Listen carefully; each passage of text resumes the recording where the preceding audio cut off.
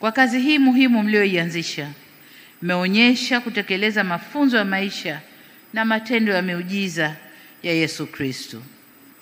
Hamjaishia tu kuwaonesha huruma na kuwahudumia kiimani, bali kama Yesu Kristo alivyowasaidia na kujibu mahitaji ya waliokuwa wagonjwa, na nyinyi pia mmesimama kuwatetea na kuwawezesha wenye mahitaji maalum waishi maisha bora.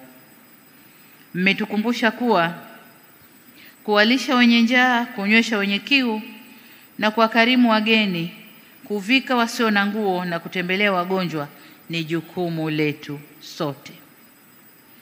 Sasa mbali ya haya niliyoyataja, lakini nilikuwa namsikiliza katibu mkuu wa dayosisi hii, ametaja mambo kadhaa ambayo kanisa hili linafanya katika sehemu mbalimbali chini kwetu Tanzania.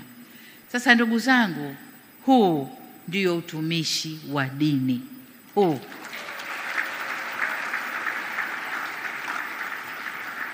na kazi hii mnayoifanya inapeleka ujumbe kwa wale waliojionyesha kama watumishi wa dini, lakini kwa kweli ni watumishi wa ushetani au mambo mengine. Kwa hiyo huu ni ujumbe muhimu kwao. Utumishi wa dini ndio huu: kuwajali wenye mahitaji, kufanya mambo